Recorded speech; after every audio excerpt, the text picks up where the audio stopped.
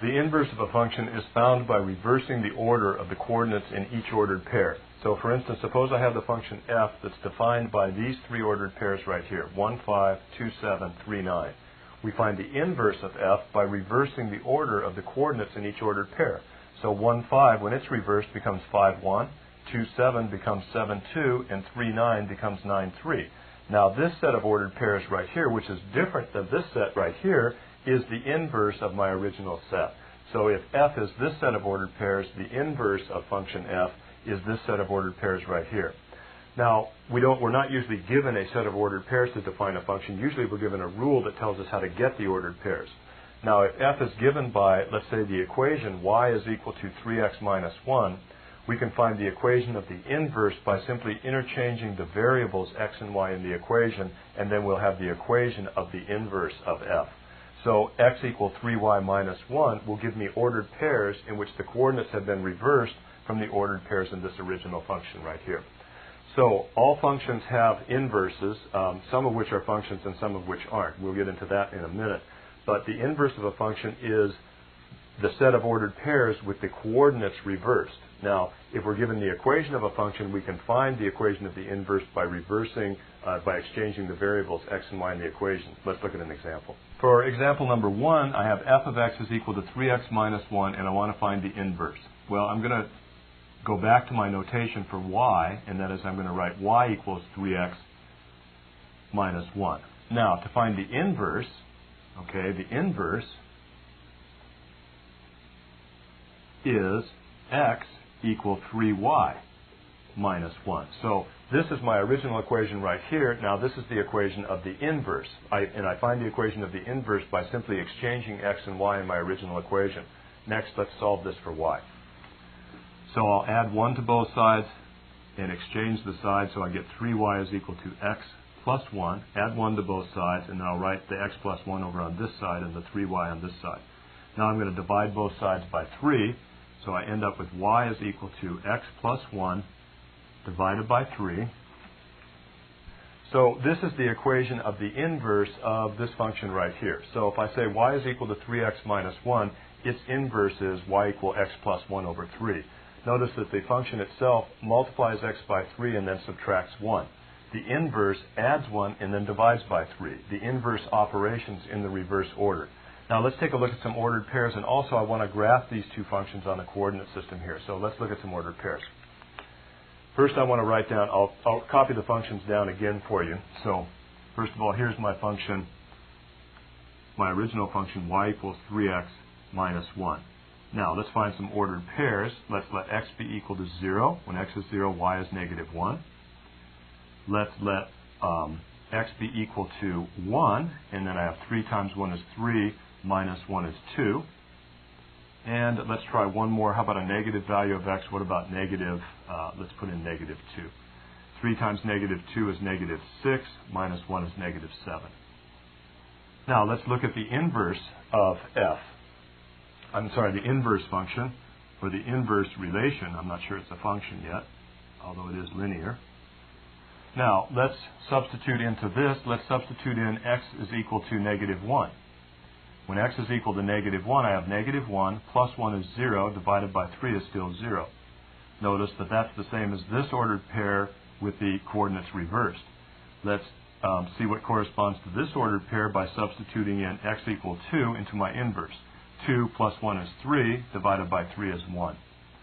And down here, let me substitute in negative 7. Negative 7 plus 1 is negative 6.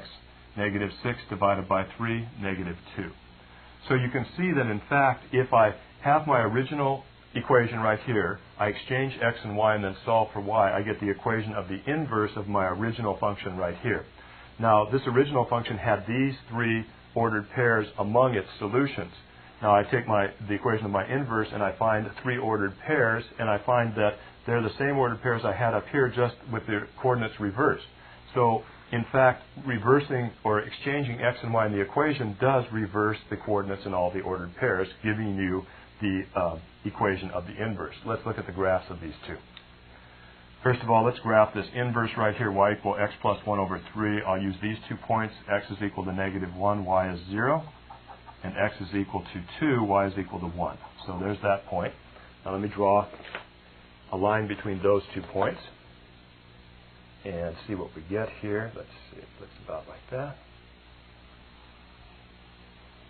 Okay, so that red right there, that's the graph of the inverse. Now let's graph the original function itself. X is 0, y is negative 1. That's right here. And x is 1, y is 2. So I'll go forward 1 and then up 2. So x is 1, y is 2. Let's sketch the graph of that by drawing a line between those points. Okay, so there's the graph of my original function right there. Y is equal to 3x minus 1. This is the graph of y equals x plus 1 over 3. And what you will notice is that if you were to draw in the line y equal x, which would look just like that, that my 2 graphs are symmetrical about this line y equal x. So if I draw in the line y equal x, you see that the 2 graphs, if I reflect one of them about the line y equal x, I'll get the other one. So this graph and this graph have symmetry about the line y equal x. Okay, so that's one of the relationships that we have between the graph of a function and the graph of its inverse. Next, what I want to do is graph a function and then look at the graph of its inverse and see if I can tell by looking at that whether the inverse is itself a function. Here's our next example. Okay, for problem 2, I want to graph y equals x squared minus 3 and its inverse. Well, y equals x squared minus 3 is a parabola. When x is equal to 0, y is equal to negative 3. So it goes through this point. And when x is equal to 1, I get 1 squared minus 3. That's negative 2. Same thing will happen when x is negative 1. When x is equal to 2, I get 2 squared, which is 4, minus 3, which is 1. Same thing will happen when x is equal to negative 2. I get this point right here. So I have these points. X is equal to 0, y is equal to negative 3. X is equal to 1, y is equal to negative 2. X is equal to negative 1, y is equal to negative 2. X is equal to 2, y is equal to 1, and x is equal to negative 2, y is equal to 1. Now, if I was to put in 3, I'd get 9, subtract 3, which is 6, so that's this point right here, and then I would get this point also. Okay, so here's the graph of y equal x squared minus 3. Now, to graph y equals its inverse is going to be x is equal to y squared minus 3. Now, I can graph that just by itself if I want, but I don't have to. What I can do is take the line y equal x and reflect my first graph about this line, and I'll have the graph of the inverse. Okay, so let's do that. Here's the line y equal x. So I draw on that line y equal x, and now I'm going to reflect my blue graph about this line. So where I had x is equal to 0, y is equal to negative 3, I'll have y is equal to 0, x is equal to negative 3. Here I had x is 1, y is negative 2. What I'll get when I reverse the order of those coordinates, I'll get y is equal to x is equal to negative 2, y is equal to positive 1. Same thing down here, and then I'll get this point right here, and also this point right here. And then if I go over to 3, I'll get 6. Down to negative 3, I'll get 6. So here is the graph of the inverse of my original function. So it looks like if I take this blue graph and just reflect it about the line y equal x, that is, if I folded the paper over that way, this would be the graph that I would get. So if I reflect the blue graph right here about the line y equals x, this point goes over here, this point goes over here, this point comes here, this point right here goes there, this point goes over there, this point goes over here. This is the graph of my inverse, x equal y squared minus 3. Now, by looking at the graph and knowing this vertical line test, you can tell that the graph of the inverse is not itself a function. So here's my original function right here. The graph of its inverse is not a function. Now, why does that happen? Well, that happens because my original function had some ordered pairs where I had the same second coordinate. So here, for instance, I have x is 1, y is equal to negative 2. Here's x is equal to negative 1, y is equal to negative 2. It's still a function because I don't repeat first coordinates, but when I reverse the order of the coordinates in those ordered pairs, I end up with these ordered pairs. Negative 3, 0, negative 2, 1, negative 2, negative 1, and see right away I have two different ordered pairs here with the same first coordinate, meaning that this graph right here is not going to be the graph of a function. So how can I be sure that my original function will produce an inverse that's also a function? Only if my original function is what's called a one-to-one function, which means that it's a function, so it doesn't repeat first coordinates, and it's one-to-one, which means that it doesn't repeat second coordinates. So not repeating first coordinates and not repeating second coordinates guarantees that your function will have an inverse that's also a function. Now, for the next example, I want to look at a function that's like that. For problem 3, I want to graph y equals 3 to the x. So let's see, I've graphed this previously. When x is 0, y is 1. When x is 1, y is equal to 3. When x is 2, y is equal to 9. It's way up here. When x is negative 1, y is 1/3. Negative 2, 1/9, so on and so forth. So I get a graph that comes down and then crosses the x, does not cross the x-axis, but gets as close to the x-axis as we want. Now, I know that this function right here is a one-to-one function. It will not repeat any second coordinates, and I can tell because no horizontal line will cross this graph in more than one spot. So the vertical line test you use to tell if a relation is a function or not. If you can't find a vertical line that crosses in more than one spot, then you know that your function doesn't repeat any first coordinates. The horizontal line test tells you that if you have a function, whether or not you have a one-to-one function or not. So if no horizontal line crosses in more than one spot, then you must have the graph of a one-to-one function. Now, every one-to-one function has an inverse that's also a function. So let's find the inverse of this graph right here. First, I'm going to put in the line y equal x. So let me do that first, and then we'll have something to reflect about, or reflect our graph around. Whoops, move my ruler. Okay, so there's the line y is equal to x. Now I want to take my blue graph and reflect it about that line.